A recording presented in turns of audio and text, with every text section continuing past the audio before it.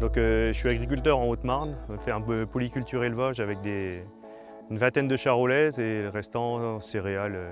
Donc blé, orge, colza, maïs, luzerne, seigle, avec une petite partie méthanisation à côté en collectif avec 6 associés. La rotation a évolué en fonction, avec les activités de l'exploitation, on était plutôt tourné vers l'élevage avant 2013, élevage laitier. Et donc mon père est parti en retraite en 2013. On s'est retrouvé à changer un peu notre rotation, arrêter le maïs. Et puis je suis reparti sur des pois et de l'orge de printemps. On a repris une activité avec 5 associés en méthanisation sur un projet collectif.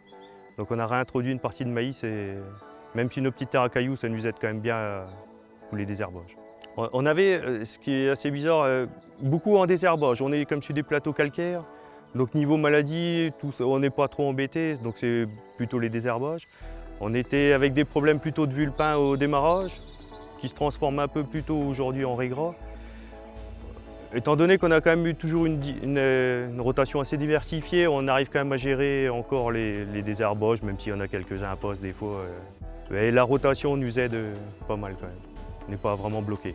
J'ai une majorité de parties qui sont en argilo-calcaire superficiel sur des plateaux assez réguliers, avec des potentiels à, quand ça va bien, à 65 en blé, quoi. De nos jours, de plus en plus d'agriculteurs commencent à faire évoluer leur rotation, principalement parce qu'ils commencent à rencontrer des problématiques sur leur exploitation. Donc moi, l'un des exemples qui me vient en tête, c'est notamment les problématiques liées au colza, la difficulté d'implanter des colzas, notamment à cause des difficultés avec la pluviométrie pendant les périodes de semis, ou même la difficulté à gérer les ravageurs durant le cours du développement du colza. Ensuite, il y a aussi pas mal d'agriculteurs qui font évoluer leur rotation, notamment à cause des problématiques liées à l'enherbement et la gestion des adventices. Il est possible d'introduire des cultures avec des cycles de production ou même des dates d'implantation différentes, qui va permettre par la suite de diminuer cette pression adventice. Après, à quoi il faut vraiment faire attention, c'est de garder un équilibre entre ces cultures d'automne, ces cultures de printemps, d'été, ou même la diversité des espèces qu'on peut rencontrer dans une rotation, que ce soit les céréales, les crucifères avec le colza, les légumineuses ou même les astéracées avec le tournesol. Essayer de maintenir cet équilibre pour avoir derrière limiter la pression qui peut être liée aux ravageurs, aux maladies et aussi à la pression liée à l'enherbement. On a choisi avec ce qu'on pouvait, déjà avec les débouchés qu'on pouvait trouver. Et je suis resté assez traditionnel sur des cultures qu'on connaît et qui ont un débouché relativement assez simple finalement. C'est assez compliqué dans nos petites terres à cailloux d'avoir des cultures très diversifiées, quoi, finalement. J'ai essayé de réintroduire de la luzerne depuis 3 ans, parce que je pense que c'est quand même une culture qui se prête bien aux argilo-calcaires finalement. Donc pour essayer de la revaloriser, je la mélange avec Je fais une première coupe en seigle forestier qui part en méthanisation, et la deuxième, les 2 dernières coupes partent pour l'élevage. Et ce qui fait que j'arrive à sortir des marges qui sont assez correctes, sur des luzernes où on avait du mal des fois à trouver un débouché. Avant toute chose, avant de vouloir intégrer des nouvelles cultures dans sa rotation, il est important que l'agriculteur sache ce que ça va modifier sur son exploitation. Notamment, on sait que quand on va introduire de nouvelles cultures, notamment des cultures de printemps, la période de semis va tomber en même temps de fortes périodes d'activité dans les champs. Donc bien faire attention à ça au niveau de l'agriculteur. On sait aussi que pour certaines cultures, on a besoin de matériel spécifique, que ce soit pour le semis ou encore pour la récolte. Un autre élément pour lequel il faut insister, c'est que tous les départements ou tous les secteurs ne sont pas égaux vis-à-vis de la diversification des cultures. Dans certains secteurs, on va avoir plus de débouchés. Donc avant de vouloir introduire une culture qui n'est pas forcément présente sur un département, il est important de savoir et de s'assurer d'un débouché pour ne pas se retrouver avec une culture qu'on ne va pas pouvoir valoriser par la suite. Ensuite, sur la thématique des sols superficiels, on sait que sur les sols les plus superficiels, les cultures d'hiver vont être un petit peu plus régulières que les cultures de printemps, voire même d'été.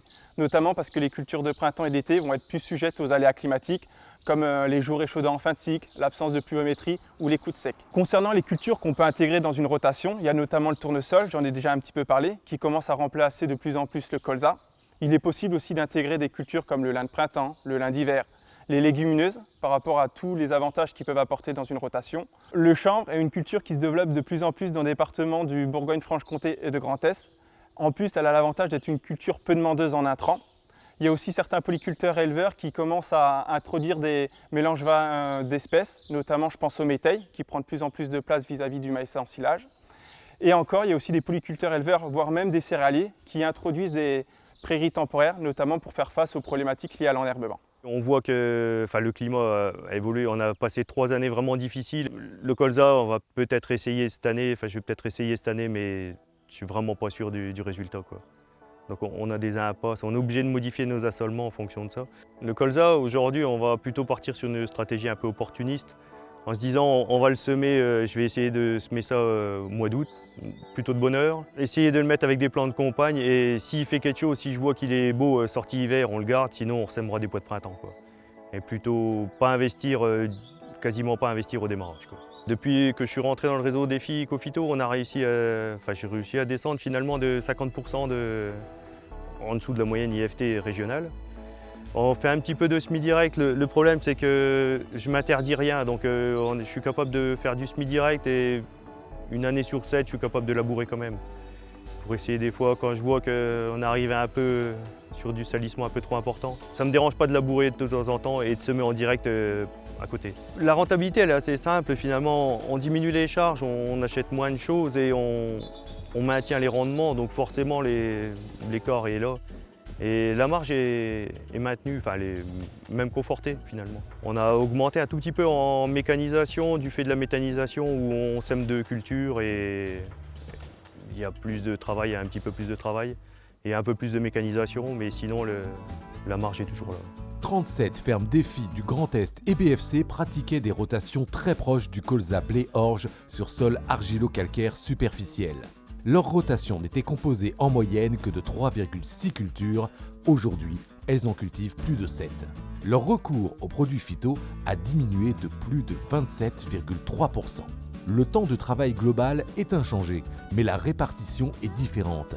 Les agriculteurs ont ainsi plus de travail au printemps, mais moins en été. Leurs marges brutes ont suivi la même évolution que celles des autres fermes de leur région. Retrouvez d'autres trajectoires remarquables sur ecophytopic.fr.